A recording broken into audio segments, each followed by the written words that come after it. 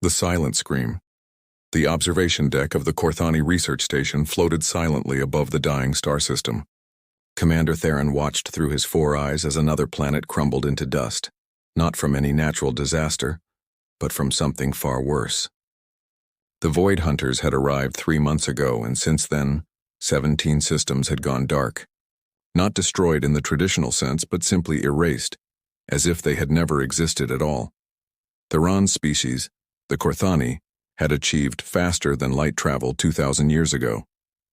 They had joined the Council of Peaceful Worlds, an alliance of 43 civilizations that had evolved beyond warfare.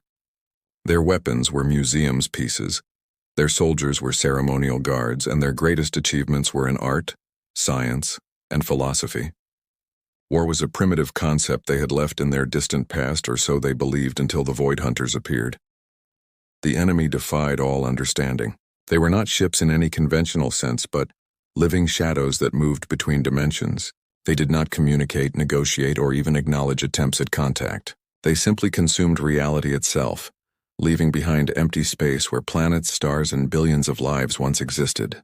The Corthani's most advanced sensors could barely detect them, and their defensive shields meant nothing against beings that attacked the very fabric of existence. In the grand chamber of the Council of Peaceful Worlds, located on the artificial world of Harmony Station, representatives from every member species gathered in unprecedented panic. High Chancellor Mira of the Zalathi stood at the center podium, her iridescent wings trembling with barely controlled fear. Around her, holographic displays showed the expanding void where the outer colonies used to be. The pattern was clear. The Void Hunters were moving systematically toward the core worlds, and at their current pace, the entire galactic civilization would cease to exist within 2 years. The Peaceful Worlds had tried everything their advanced civilization could conceive. They sent automated probes carrying messages of peace in 10,000 languages. The probes vanished without a trace. They attempted to create barriers using exotic matter and quantum fields. The Void Hunters passed through them as if they were not there. They even tried to evacuate entire populations to distant galaxies, only to discover the enemy could track them through dimensions they did not understand. Ambassador Carrix of the Altarians, a species known for their vast historical archives, raised a tentacle for attention. His kind had been librarians of the galaxy for millennia, preserving knowledge from civilizations that had risen and fallen long before the current council existed. In their deepest archives, sealed away and marked with warnings, were records of a species that had been deliberately excluded from the Peaceful Worlds, a species from a death world called Earth, whose entire history was written in blood and conflict. The archives painted a disturbing picture. Humans had split the atom not for energy, but for weapons. They had created diseases as tools of war. Their entertainment celebrated violence. Their children played games of conflict, and their greatest technological advances came from military research. When the Council had discovered them 30 years ago, the vote to quarantine their system had been unanimous. Earth was surrounded by an isolation field, preventing them from leaving their solar system until they evolved beyond their violent nature. But the archives also contained something else. Records of human conflicts showed a species that thrived in impossible situations. They had survived ice ages, plagues, and wars that would have exterminated any civilized species. They did not just endure suffering, they transformed it into strength. Where other species sought harmony, humans sought victory. Where others built shields, humans built weapons. Most disturbing of all, humans seemed to possess an ability to understand their enemies in ways that bordered on prescient, adapting their tactics with frightening speed. The debate in the council chamber lasted for days. Some representatives argued that inviting humans into their space would be trading one destroyer for another. Others pointed out that humans at least could be reasoned with, unlike the Void Hunters. The luminary representative posed the critical question that silenced the chamber. If they did nothing, they would all die within 2 years. If they contacted humanity and the humans betrayed them, they would still die, but at least they would die fighting. The vote was closer than any in council history, but desperation won. The message would be sent. High Chancellor Mira personally composed the transmission. It was brief, factual, and included all their data on the Void Hunters. The message ended with 7 words that the peaceful species found almost impossible to speak. "We need your warriors. Please help us." The quantum transmitter sent the message through the isolation field. a one-way communication that would reach Earth in 3 days. On Earth, the message arrived at the United Nations Military Command, located in the rebuilt city of Geneva. General David Morrison read it 3 times before calling an emergency session. At 61 years old, Morrison had seen humanity unite after the first contact 30 years ago, only to be rejected and isolated by species that considered them barbarians. The quarantine had hurt, but it had also driven humanity to advance their technology independently. They had built weapons the peaceful galaxy could not imagine, studied warfare with scientific precision, and maintained a military force of 8 billion trained soldiers because on Earth, everyone served. The debate in the Human Council was surprisingly short. Some wanted to refuse to let the galaxy that had rejected them face their fate alone. Others saw opportunity for trade and technology. But Morrison posed the simple truth that ended all argument. The data showed the Void Hunters would reach Earth within 3 years after consuming the galaxy. Humanity could fight them now with potential allies or fight them alone later. The choice was obvious.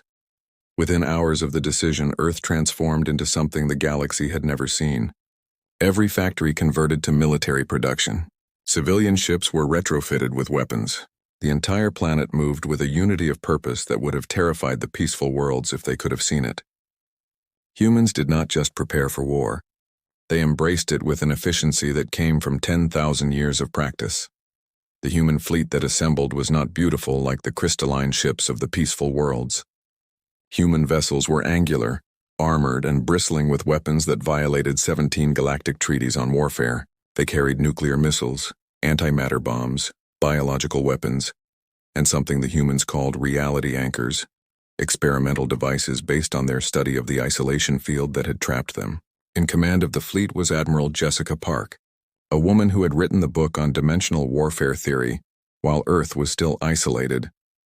As the human fleet prepared to breach the isolation field from within, something the peaceful worlds had not thought possible, Ambassador Carrix arrived in a small diplomatic vessel. The Council had sent him to observe and report on human activities. What he saw challenged everything he believed about civilization. Humans were violent, yes, but they channeled that violence with precision. They showed mercy to the weak, ferocity to threats, and most surprisingly, excitement at the prospect of protecting others. A young human soldier named Thompson explained it to him simply. For 30 years, the galaxy told them they were monsters, too dangerous to be allowed among civilized species. Now that same galaxy needed monsters to fight an even greater threat. Humans were not happy about war, but they were happy to prove that their strength had value, that their violence could protect, and that sometimes the galaxy needed warriors more than philosophers. The human fleet, designated Task Force Hammer, consisted of 15 battle groups, each centered around massive dreadnought-class vessels that dwarfed anything in the peaceful world's navy. As they prepared to depart, Admiral Park sent a simple message back to the Council. Humanity answers the call. We are coming. The isolation field designed to keep humanity contained shattered from within as 800 human warships jumped to faster than light speed, racing toward a threat that had defeated the most advanced civilizations in the galaxy. Humanity answers. The Void Hunters had never encountered resistance like this. For eons, they had moved through dimensions, consuming reality itself, facing only token opposition from species that had forgotten how to truly fight. But as Admiral Jessica Park's fleet dropped out of hyperspace at the edge of the Kalos system, something fundamental changed in the war. The humans had not come to negotiate or understand. They had come to kill. The first engagement lasted 17 minutes and shocked both sides. While the peaceful world's ships had tried to disable or repel the Void Hunters, human vessels opened fire with everything they had. Nuclear warheads detonated in brilliant flashes. Antimatter streams tore through space, and kinetic rounds traveling at near light speed hammered into the shadows. Most weapons passed through harmlessly, but the humans kept firing, analyzing every interaction, every fluctuation in the enemy's form. Lieutenant Commander Zhang Wei, aboard the destroyer UNS Relentless, noticed something the advanced sensors of the peaceful worlds had missed. The Void Hunters did not exist in normal space continuously. They phased in and out of reality in a pattern like breathing. For microseconds, they were vulnerable. Zhang's discovery spread through the human fleet in seconds, and their tactics adapted immediately. They began timing their attacks, concentrating fire during those brief moments of solidity. The Void Hunters, for the first time in their existence, experienced something they had no concept for: pain. When the concentrated human firepower struck during their vulnerable phase, parts of them simply ceased to exist. They tried to adapt, to change their patterns, but humans had spent their entire evolution becoming perfect predators. Every change the enemy made, humans countered within minutes. General Morrison, monitoring from Earth, authorized the deployment of humanity's most controversial weapon. The reality anchors, devices reverse-engineered from the isolation field technology, were launched into the heart of the Void Hunter swarm. When activated, they created zones where dimensional phasing was impossible, forcing the enemy to remain solid. Trapped in normal space, the Void Hunters were suddenly mortal, and humanity knew exactly what to do with mortal enemies. The battle for the Kalos system became a massacre, but not the kind the galaxy had feared. Human ships worked in perfect coordination, using tactics developed over millennia of warfare. They feinted, flanked, and ambushed. They sacrificed damaged vessels to create kill zones.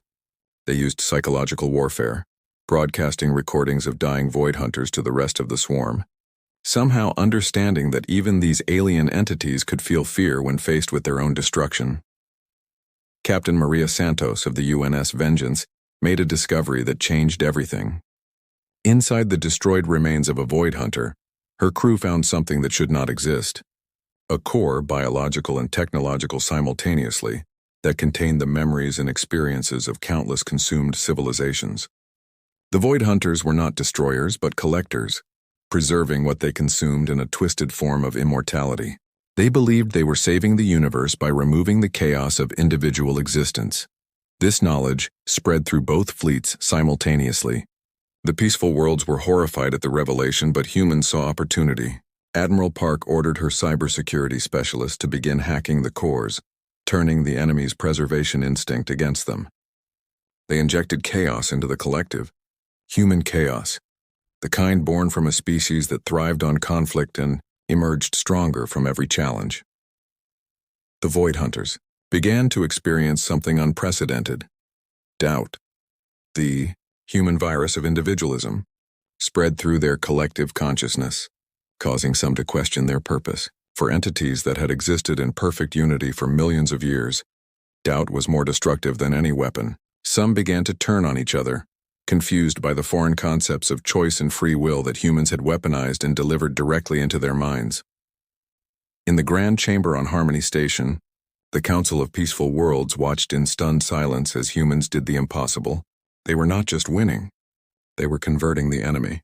Some Void Hunters, infected with human concepts of individuality, began to separate from the collective. These confused, newly individual entities found themselves surrounded by human ships that did not fire. Instead, the humans offered them something the collective never had: a choice. Commander Theron, observing from his research station, recorded something that would be studied for generations. A human soldier, barely 20 years old, communicated with a separated Void Hunter through emergency Morse code light signals. The conversation was simple: "You are free now. You can choose. What do you want?" The Void Hunter's response, its first individual thought in eons, was equally simple: "I want to understand." The war turned in that moment, not through superior firepower or technology, but through humanity's greatest weapon, their ability to see potential enemies as potential friends. The separated Void Hunters, guided by human mentors, began to share intelligence about the collective's weaknesses. They revealed the location of the Prime Consciousness, the original Void Hunter that directed all others, hidden in a dimension between dimensions. Admiral Park led the assault herself. 100 human ships, accompanied by 17 reformed Void Hunters, entered the space between spaces. The Prime Consciousness was vast, ancient, and had consumed the knowledge of 1,000,000 civilizations. It knew everything about war, philosophy, science, and art from countless species. But it had never encountered humans who fought not with logic but with intuition, not with patterns but with chaos, not with fear but with determination. The final battle lasted 6 hours. The Prime Consciousness threw everything it had at the human fleet: gravitational anomalies, temporal loops, dimensional tears. The humans lost 40 ships, but they kept coming. They adapted to every attack, countered every strategy, and most importantly, they never stopped broadcasting their message. You can choose. You do not have to be alone.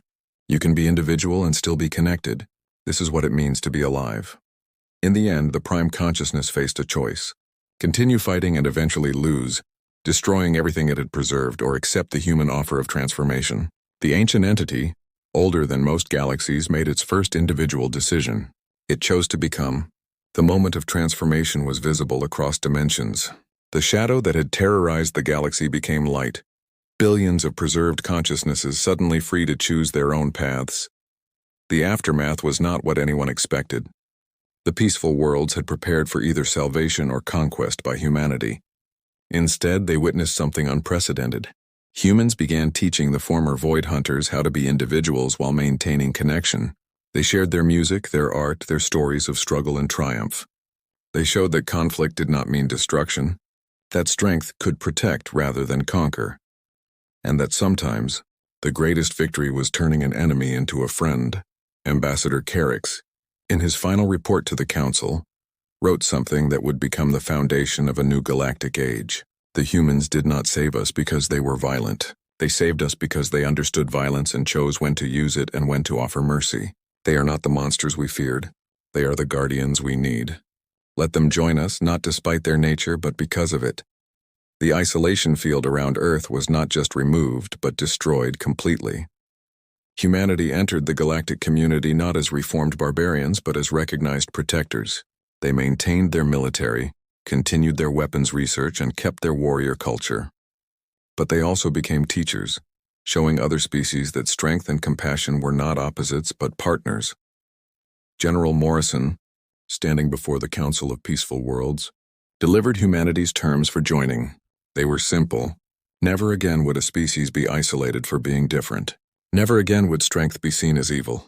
Never again would the galaxy face a threat unprepared. Humanity would stand guard, not as conquerors but as shields, not as monsters but as the monsters that monsters feared. The galaxy had called for warriors, and humanity had answered. But they had done more than win a war. They had shown that sometimes the very traits that made a species seem dangerous were exactly what made them valuable. In a universe full of predators, sometimes you needed your own predators, ones who chose to protect rather than consume. The age of peaceful worlds had ended, but the age of protected worlds had begun, with humanity standing watch at the borders between light and darkness, ready for whatever came next.